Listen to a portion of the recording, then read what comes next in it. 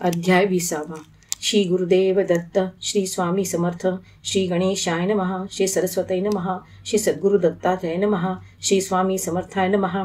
ते परम पुरुष परमात्मा नारायण परमेश्वर साक्षात अत्रिनंदन श्री गुरु दत्तात्रेय पूर्ण ब्रह्म सनातन जगत कल्याण करावया। सर्वज्ञ सर्वसाक्षी सर्वातयामी जगद्गुरु शिव दत्तात्रेय स्वामी नाना रूपे नाना वेश धरिती नामी जगदुद्वार करावया। चोळा पासी देऊन अलिंगन नाना परी संबोधून दत्तावधूत अलख निरंजन पुन्हा संभाषण करीताती। अनादि वेद शास्त्र विहित प्रमाण चालवा वया सद्मार चरण आणि तुझे फेडा वया ऋण आलो जाण चौल भक्ता। आता अवश्य आम्हाजवळ सोडूनी माया प्रपंच तळमळ स्वस्थ असावे बा सर्व काळ निरुपाधी निर्मळ मानसे। तेव्हा राधाबाई बोले पाही अहो योगीराज भक्तानुग्रही तंतुलादी धान्य गृहात नाही स्वयंपाक करू कशाचा। युतुक्यात कोणी तांदूळ अर्पिले मग राधाबाईने ते रांधिले। शाक कोशिंबिरी दधी दुग्ध चांगले सुखे जेविले यतिपती। राधाबाई चोळापाची सासू आणि चौलपत्नी बाई येसू।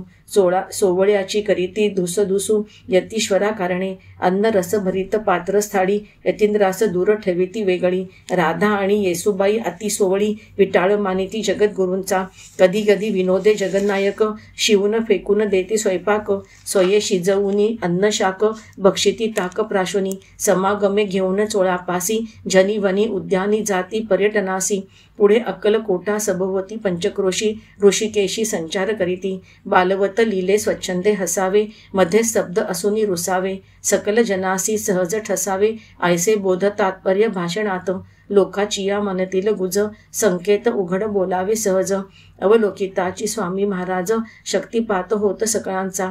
यद्यपि खदिरारण्यात चंपक वृक्ष वसत असे गुप्त तथापि अतुल परिमल कथित समीरण सर्व दिशांसी।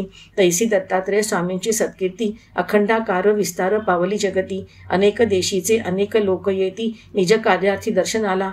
यतीश्वर वदती एके समयी स्वयंपाक करा हो राधा येसूबाई। परिसुनी ऐसे घाई घाई गेल्या पाक निष्पत्ती स्थानी त्या। तो तेथेन दिसे अष्टिकाष्ट तंदूळ डाळ शाक धान्य पिष्ट। तेव्हा त्यासी वाटले कष्ट आता काय करावे। मग बाहेर येऊनी मानसी म्हणती धिक्कार असो आम्हासी। गृहिण मिळे अन्न यतीद्रासी शोभा काय गृहस्थाश्रमाची। पुन्हा बोलती गुरु यतिवर्य बायानो स्वयंपाकगृहात जा अवश्य। पात्रे भरली असती अन्नमय पाहता काय आणागे। तेव्हा त्या महत आज्ञानुसार पाकगृहात जाऊनी देखती सत्वर। पक्वान रसभरित पात्रे सुंदर पाहुणे हर्षित झाल्या। मग वाढिली पात्रे अन्न भरित जेविली सर्वही यथेच्छ। ऐसे स्वामी चरित्र अद्भुत अशक विचित्र वर्णिता। त्यजुनी प्रपंच व्यवसाय अहोरात्र सेवी दत्तगुरु पाय। त्याविण न जाणेची अन्य उपाय अनन्य भक्ती युक्त चोळापा। चिंतोपंत आणि पुराणिकांनी समर्थांचे आहार चौल सदनी होती ते दाजीबा भोसल्यांचे कानी जाऊन या घातले। द्रुप कृपेतील सद्गृहस्थ कुलवान दाजी भोसले नामाभिधान। शूर उदार विद्या कला कौशल्य संपन्न खाजगीचे कारभारी होते। त्या दाजीबांनी चौलवृत्त भले मालोजी भूपतीस निवेदिले। द्रुपवर्ये दाजीबासी आज्ञापिले नैवेद्य सुव्यवस्था करूनी द्यावी। दाजीबांनी राजाज्ञा मानुनी वंद्य चौलगृही स्वामीरायांसी नित्य नैवेद्य सुव्यवस्थित चालू करविला सद्य। अबाधित निभेल ऐसा। काही दिवसानंतर प्रज्ञापुरी दत्त जयंती उत्साह समारंभ भारी। दाजीबाने चालू करवून प्रतिसंवत्सरी द्रुपाज्ञ नेमणूक बांधून दिधली। प्रतिवर्षी श्री नृसिंह सरस्वती उत्साह माघ कृष्ण गुरु प्रतिपदा पुण्यतिथी समारंभ करणे आवडे राजाप्रती। धन खर्चुनी अपार गुरु प्रतिपदा गाणगापुरी जाऊनी महिपाल प्रतिवत्सरी। ब्राह्मण भोजनाधिक उत्साह आदरी करवी तसे भक्तिभावे। मालोजी रायासी स्वप्नी यतित रूपे एकदा दृष्टांत दाविला प्रौढ प्रतापे। जागृत होऊनी श्रीमंत रूपे विप्राधिकासी स्वप्न निवेदिले की प्रत्यक्ष श्री गुरु दत्तात्रेय स्वामी आम्ही स्वतः असूनी तुमचे ग्रामी। का शिणता हो नृपती पराक्रमी गाणगापुरी येऊनी। तेव्हा सकलांसी आश्चर्य वाटले म्हणती स्वामीराज साक्षात दत्तावधूत भले। मग प्रज्ञापुरी दोन्ही उत्साह समारंभ योजिले स्वप्नानुसार प्रतिवर्षी। तेव्हापासून प्रति संवत्सरी दोन्ही उत्साह अक्कलकोट नगरी उत्तम समारंभे अद्यापवरी नेमानुसार होत आहेत. बुधवार पेठेतील आद्य मठात हे उत्साह होती आनंदभरीत. 125 रुपयाची नेमणूक असत प्रत्येक उत्साह प्रित्यर्थ. पुढे दत्तात्रेय स्वामी सन्निध सेवक जमले नानाविध. अन्न वसधनाधिक मान उपलब्ध होऊ लागला सकलांसी.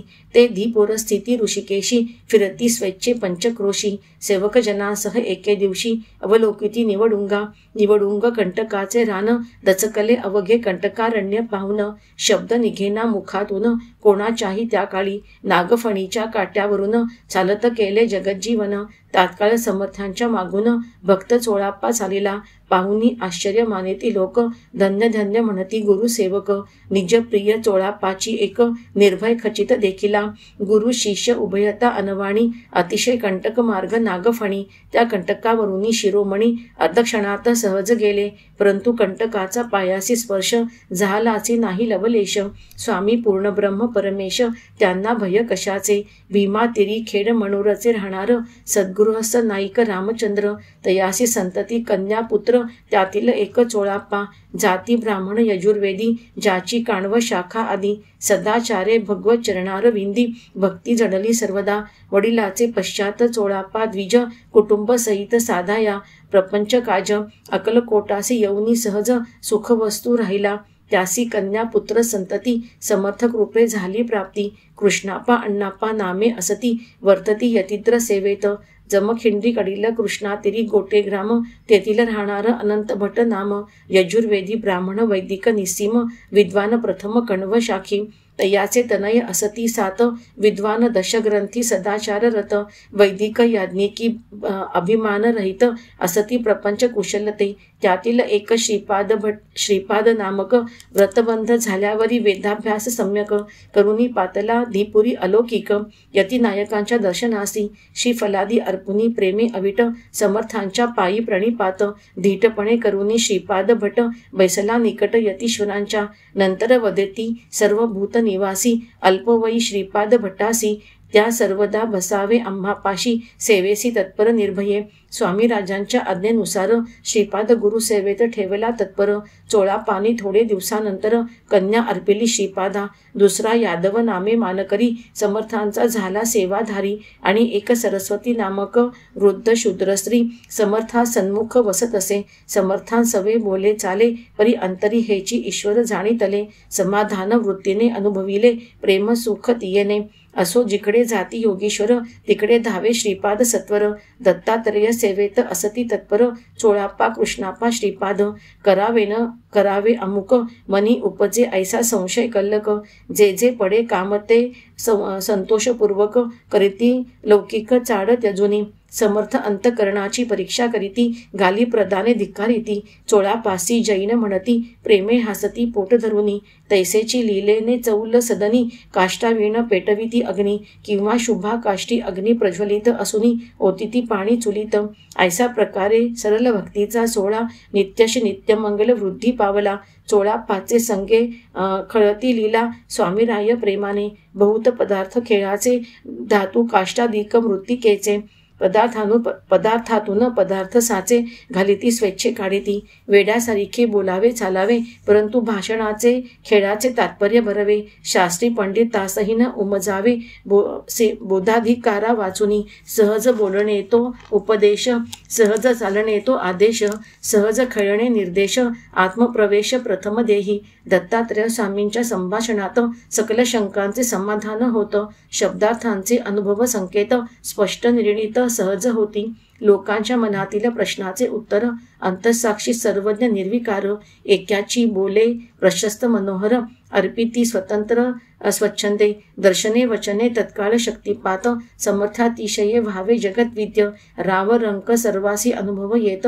मुख शरणागत सर्व होती. ऐसी श्री गुरु समर्थांची लीला अगम्य अर्थक देवाधिकाला. भवानवे तारक सर्वत्राला. इति विशोमोध्याय समाप्ता. श्री स्वामी समर्थ. श्री स्वामी समर्थ. श्री स्वामी समर्थ.